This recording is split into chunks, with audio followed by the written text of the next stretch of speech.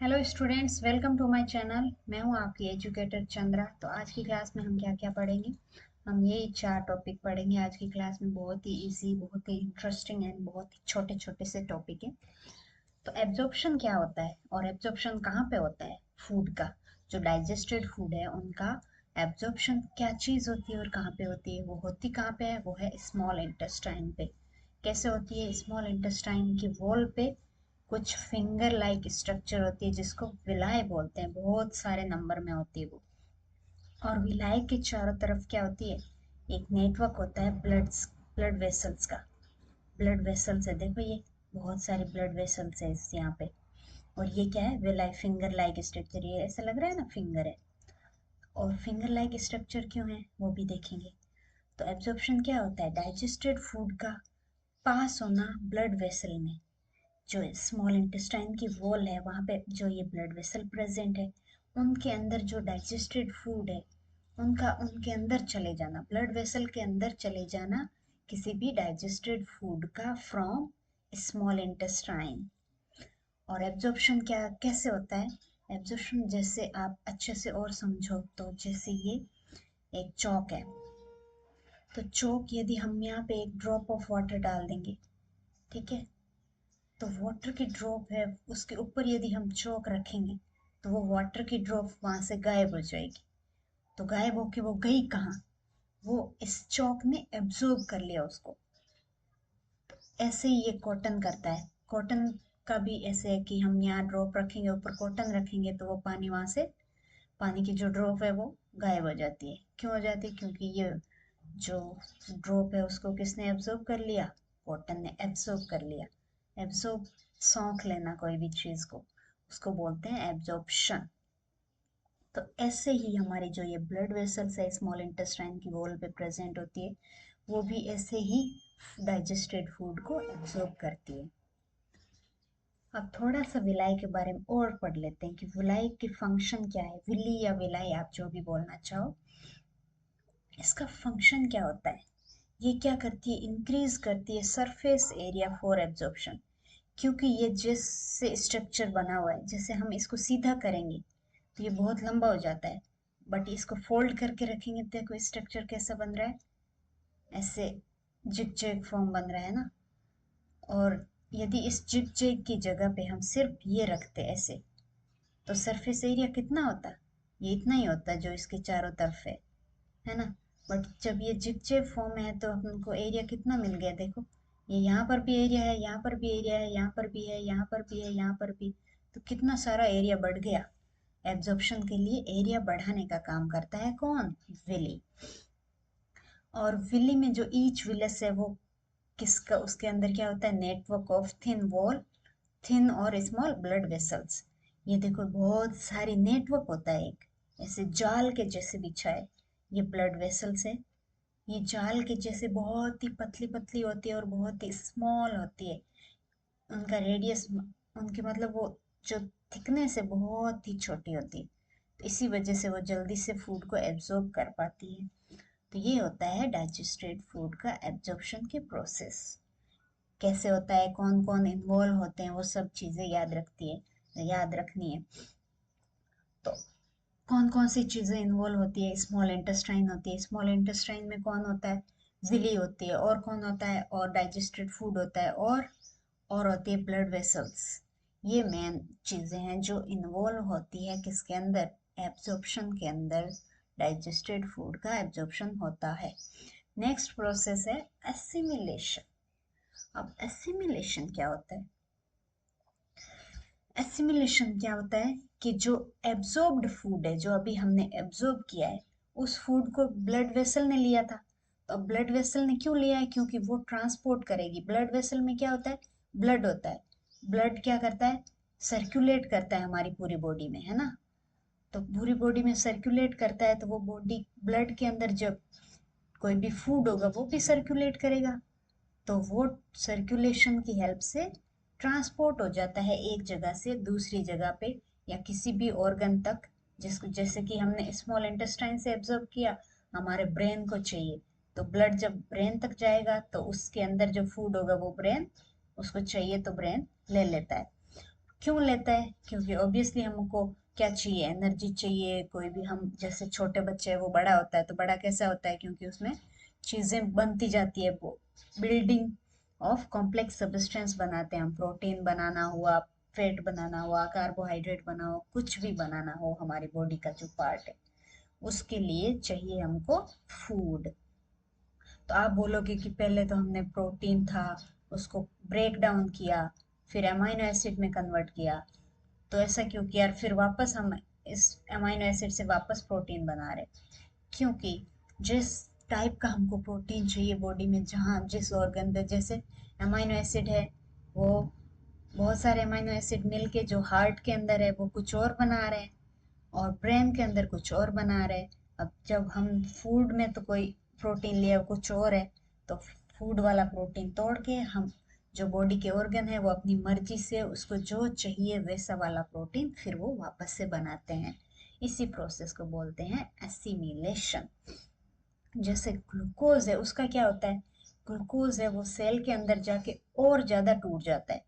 किसके प्रेजेंस में? ऑक्सीजन के प्रेजेंस में। किसके अंदर टूटता है? Carbon dioxide, water and energy. जैसे ये सेल है, इस सेल के अंदर आया ग्लूकोज, तो ग्लूकोज का क्या होगा? ग्लूकोज के साथ रिएक्ट करेगा कौन? ऑक्सीजन। ऑक्सीजन रिएक्ट रिएक्ट करके क्या बनाएगा? CO2 plus H2O plus energy. तो ये सब चीजें बनती है हमारी बॉडी में ऐसे। सेल के अंदर सेल क्या बनाता है? एनर्जी बनाते हैं। बाकी जो ऑर्गन है उनको क्या चाहिए? प्रोटीन चाहिए।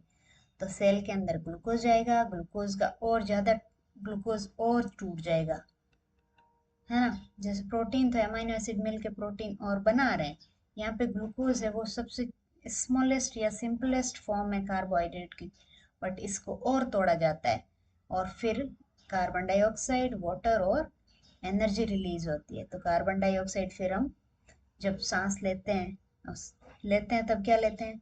O2 लेते हैं, और जब छोड़ते हैं तब क्या छोड़ते हैं? CO2। तो CO2 कहाँ से आता है? वो यहीं से आता है, ठीक है। और फिर जो रिमेनिंग अनडाइजेस्टेड फूड है या अनअब्जॉर्ब्ड फूड है, जो हमने अब्जॉर्ब नहीं किया हमारी बॉडी ने और डाइजेस्ट नहीं हुआ, वो कहाँ चला जाएगा? आगे लार्ज इंटेस्टाइन के अंदर चला जाएगा। ये था एसिमिलेशन। ये देखो, ये स्मॉल इंटेस्टाइन है, यहाँ से जो डाइजेस्टेड फूड है वो एब्सॉर्ब कर लिया, किसकी हेल्प से? विली की हेल्प से। और एब्सॉर्ब करके फूड कहाँ चला गया? ब्लड वेसल्स के अंदर। ब्लड वेसल्स के अंदर जाने के बाद वो क्या होगा? ट्रांसपोर्ट होगा, और फिर हो जाएगा उसका एसिमिलेशन, यानी कि डिफरेंट ऑर्गन तक पहुंच जाएगा, और उसके अकॉर्डिंग वो अपनी अपने रिक्वायरमेंट के अकॉर्डिंग उसको यूज कर लेंगे। एनर्जी के लिए यूज करना हो, उनको कुछ बनाने के लिए यूज करना हो, जो भी जो उनकी मर्जी हो वैसे वो यूज कर लेते हैं। कौन? हमारे बॉडी के ऑर्गन्स। और जो अनडाइजेस्टेड फूड बच गया वो कहाँ जाएगा? वो जाएगा लार्ज इंटेस्टाइन के अंदर। अब लार्ज इंटेस्टाइन के आगे क्या होगा वो देखते हैं। ये है हमारी लार्ज इंटेस्टाइन, ये वाला पार्ट। ये जो इसके बीच वाला था वो क्या था? Small intestine. ये साइड वाला क्या है? Large intestine. तो सिर्फ लार्ज इंटेस्टाइन को देखते हैं तो वो कैसी दिखती है? वो ऐसी दिखती है। तो लार्ज इंटेस्टाइन है वो चौड़ी होती है comparative to small intestine. Small intestine तो वो ट्यूब पतला होता है, इसका क्या होता है? थोड़ा मोटा होता है। और ये छोटी होती है, साइज में ये छोटी होती है स्मॉल इंटेस्टाइन से। इसकी कितनी साइज है? 1.5 मीटर ये। और जबकि स्मॉल इंटेस्टाइन की साइज क्या थी? 7.5 मीटर। और ये इसका फंक्शन क्या है वो देख लो। इसका फंक्शन है कि ये एब्जॉर्ब करती है वाटर और कुछ सॉल्ट्स को, some salts from the undigested food. जो अनडाइजेस्टेड फूड यहाँ से घूमता घूमता घूमता घूमता यहाँ से हमारी बॉडी से बाहर निकलेगा, तो ये जब यहाँ पे ये घूम रहा है हमारा अनडाइजेस्टेड फूड, तो अनडाइजेस्टेड फूड में भी कुछ काम की चीजें हैं वो लार्ज इंटेस्टाइन ले लेता है। तो वो काम की चीजें क्या है? वो है वाटर एंड सॉल्ट।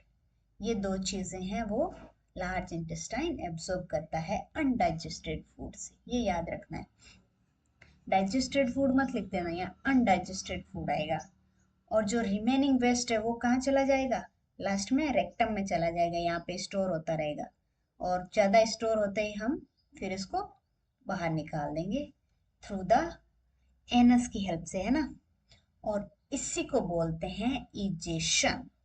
और ये जो अनडाइजेस्टेड फूड है रेक्टम में स्टोर हुआ है, उसका मतलब उसका फॉर्म कैसा है, ये सेमी सॉलिड फॉर्म में होता है, ठीक है। ना ज्यादा, जहाँ ना ही ये सॉलिड है ना ही लिक्विड है, ये सेमी सॉलिड है, यानी कि गाढ़ा सॉलिड बोल सकते हैं, ऐसे बोलते हैं ना कि ज्यादा फ्लूइड नहीं है इसमें, क्योंकि वाटर को एब्जॉर्ब कर लिया है लार्ज इंटेस्टाइन में। ये था लार्ज इंटेस्टाइन का फंक्शन। अब है कि डायरिया, ये क्या एक डिजीज है, यानी कि बीमारी है ये। तो डायरिया क्या होता है? डायरिया को हम कॉमन लैंग्वेज में घर पे क्या बोल सकते हैं? लूज मोशन, हिंदी में बोलते हैं दस्त, ये होता है डायरिया। तो डायरिया क्यों होता है? डायरिया में क्या होता है कि वाटरी स्टूल है वो फ्रिक्वेंटली हमारी बॉडी से निकलता है। वाटरी स्टूल मीन्स जो हमने जो फिकल मैटर या लास्ट में जो हमारा अनडाइजेस्टेड फूड है वो किस में कन्वर्ट हो जा रहा है? वो सेमी सॉलिड फॉर्म में कन्वर्ट हो रहा है।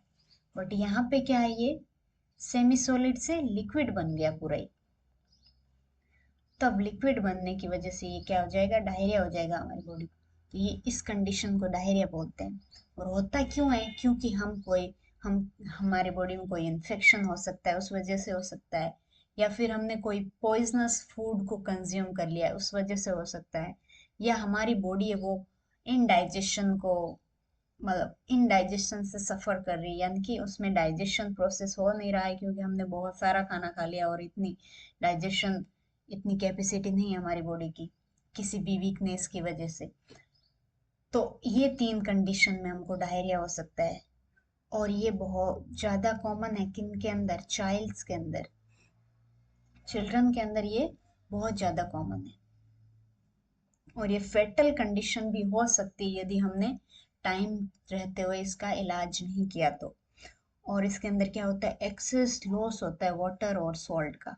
क्यों होता है? क्योंकि नॉर्मल कंडीशन में क्या होता है, ये लार्ज इंटेस्टाइन हमारी है वो जो अनडाइजेस्टेड फूड है उससे वाटर और सॉल्ट ले लेते हैं, ठीक है। तो वाटर वाटर और सॉल्ट हमारी बॉडी ले लेती है जब अनडाइजेस्टेड फूड से। अब यहाँ पे ये क्या कर रही है, जब हमको डायरिया हो जाता है तब क्या करती है कि जो अनडाइजेस्टेड फूड है उससे वाटर और मिनरल्स या वाटर और सॉल्ट हम मतलब ये लार्ज इंटेस्टाइन ले नहीं पा रही है और ले नहीं रही है, और अंदर डाल रही है, हमारी बॉडी से पानी ले लेके वाटर ले लेके इसके अंदर और मिक्स कर रही है। तो ये और ज्यादा फ्लूइड हो गया, तो फिर इसका टेक्सचर कैसा हो जाएगा, एकदम लिक्विड हो जाएगा। तो इस ज्यादा और डालने की वजह से क्या होगा, हमारी बॉडी से बहुत सारा लॉस हो जाएगा वाटर और सॉल्ट। इसलिए हमको इसको नेग्लेक्ट नहीं करना चाहिए, क्योंकि वाटर की कमी हमारी बॉडी में नहीं होनी चाहिए, है ना। तो इसको अब इलाज क्या है?